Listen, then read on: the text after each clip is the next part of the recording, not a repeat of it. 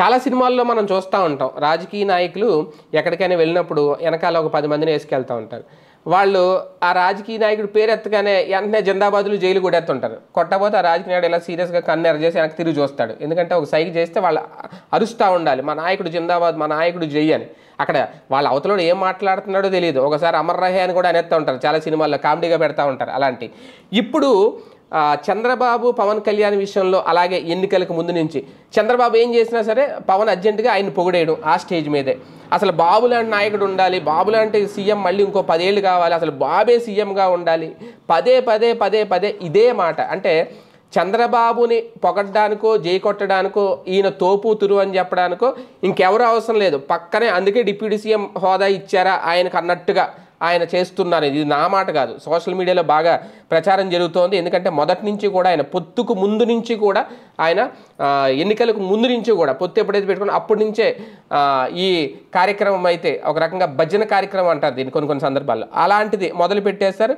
ఇప్పుడు తాజాగా ఎప్పుడైతే ఈ విజన్ డాక్యుమెంట్ ఎప్పుడైతే రూపొందించారో వెంటనే ఆ డాక్యుమెంట్ అద్భుతంగా నచ్చేసిందంట పవన్ కళ్యాణ్ గారికి. ఒక్కసారిగా చంద్రబాబు గారిని తీసుకెళ్లి ఆకాశానికి ఎత్తేశారు. ఆయన బాబు గారు చాలా గ్రేటు, మనస్ఫూర్తిగా నా మనసులో ఉన్న మాట చెబుతున్నాను, బాబులో తాను ఖచ్చితంగా ఆయన ఎప్పుడు కూడా బాబుకి వెన్నుదన్నుగా ఉంటాను అని చెప్పడం ఎంతో గౌరవిస్తున్నాను. బాబు గారిది ఈ 10 సూత్రాల విజన్ పాలసీ అయితే చాలా అద్భుతంగా ఉందని చెప్పడే కాదు, చంద్రబాబు నాయుడు గారికి దేవుడు 100 ఏళ్ల ఆయుష్ ఇవ్వాలి, ఆయన ఆరోగ్యంగా ఉండాలి, మరో 25 ఏళ్ల పాటు ఈ కూటమి ప్రభుత్వం ఇలాగే కొనసాగాలి అంటూ మాట్లాడారు. కాకపోతే ఇక్కడ ఏంటంటే ఆయన కూడా ఒక రాజకీయ పార్టీకి సంబంధించిన నాయకుడు, ఒక రాజకీయ పార్టీ అధినేత. అందరితో పోల్చుకుంటే 2024లో 100% విన్నింగ్ సొంతం చేసుకున్న ఏకైక రాజకీయ పార్టీకి సంబంధించిన నాయకుడు పవన్ కళ్యాణ్. ఆ స్థాయిలో ఆయనకి సపోర్ట్ వచ్చింది, మద్దతు వచ్చింది. కాకపోతే ఆయన్ని అభిమానించే వాళ్ళు ఉంటారు, ఆయన మీద అభిమానంతో టీడీపీని అభిమానించే వాళ్ళు చాలామంది ఉంటారు. అంతే తప్ప నేరుగా జనసేనలో టీడీపీ మీద అభిమానం ఉన్న వాళ్ళు తక్కువ మంది ఉంటారు. ఎక్కువ శాతం మనం పొత్తు పెట్టుకున్నాం కాబట్టి టీడీపీని గౌరవించాలి, మనం పొత్తు పెట్టుకున్నాం కాబట్టి టీడీపీతో కలిసి నడవాలి, మనం పొత్తు పెట్టుకున్నాం కాబట్టి ఇప్పుడు మన నాయకుడు లేడు కాబట్టి తెలుగుదేశం పార్టీ నాయకుడిని గెలిపించాలి అనుకునే వాళ్ళు మాత్రం చాలామంది ఉంటారు. అలాంటి వాళ్ళందరూ కూడా ఏ రోజైనా తమ నాయకుడు ఆ సీఎం హోదాలో కూర్చోవాలనుకుంటారు.